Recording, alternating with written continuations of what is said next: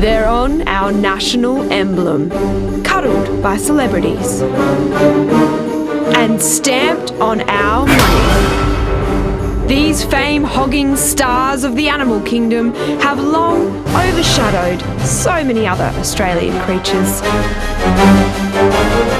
It's time to change that. It's time to give our true blue lizards their 15 minutes of fame. Or in this case, 5 minutes.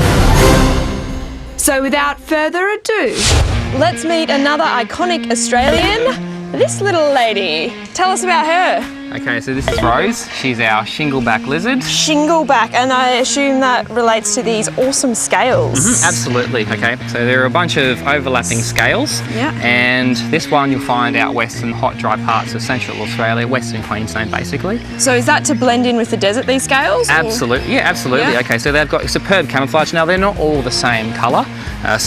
She's got like a variation, so she's going to mix in with all that little yellow sand, maybe those rocks. Some are very, very red, some are very, very dark, almost like a charcoal, blacky brown sort of colour. Okay, and the scales have another purpose, not just camouflage? They give a little bit of protection from an animal bite, but they also seal the moisture inside of their body. So it is very hot out west, it is the desert for a reason, and it helps keep her body nice and moisturised and keep the water inside. Now, what's going on with this at the end? Because if you look at that, it's pretty much her without eyes. Oh, she's got And she's really happy to be here, or maybe a little bit nervous about being on camera. She's just had a bit of a wee. No, she will do that. Okay, so shinglebacks have a reputation. Too much moisture in the scales, she needs to let loose. There we go, yeah, just like every living creature. Yeah, she will do that.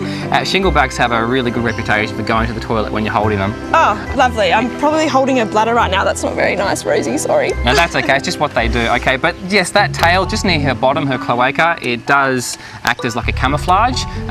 It helps deceive predators. So you imagine you're like a hawk or an eagle or a fox or even a crow. You're looking down at her from somewhere high up. Now, often they'll come down and bite that tail, and unlike us, yeah, they can actually regenerate that lost limb. Lives to pee on me another day. Spot on.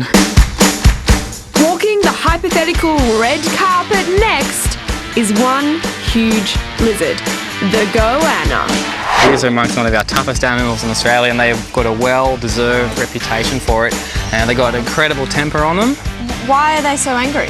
Oh, just by genetic temperament. It's just how they are. If an animal sees us, it's just got those instincts, either flight or fight. But they can run, but they'll also stand their ground, especially the big ones. They'll stand their ground as well. And if we get too close to like a really big one, it could think we're a tree and actually run up us if we're not too careful. And those claws can do quite a lot of damage. It's like holding like the taipan out of the lizard family. Okay, I can see why that guy's not much of a poster boy for us. But who we're throwing into the limelight next definitely is. I have to say, out of all the skinks, the blue tongue has to be my favourite. Absolutely. Just quintessentially Australian, this guy. So tell us about the blue tongue. Okay, so they're very common in our backyards, and this little fella here, his name's Biro. Biro. And he's our eastern blue tongue lizard. You get him all along that eastern side of Australia. Yep. Common in our backyards. And he's got his action now, ready to go. Yeah, absolutely. He's trying to ferret out some food, maybe. Is that what he does with the tongue? Absolutely. So what he'll do is he'll sniff out his prey in the backyard, and that tongue is used for self-defense. Okay. So if there's like a crow or a kookaburra or a cat or a dog around, they'll open up that mouth and make a exactly. Yep. Perfect expression. They'll make that hissing sound and they'll flick their tongue out, and their tongue is blue, their mouth is pink, two bright colours. In nature, scare away. Exactly. In nature, brightly coloured things are quite toxic and dangerous, and so they will show that colourful mouth to trick their predators. But they're not toxic, it's just a trick. It's a bluff. You're a cutie, aren't you? You're not toxic at all.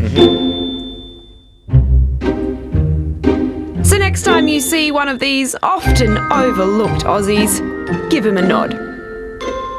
It'll boost their confidence with the koalas.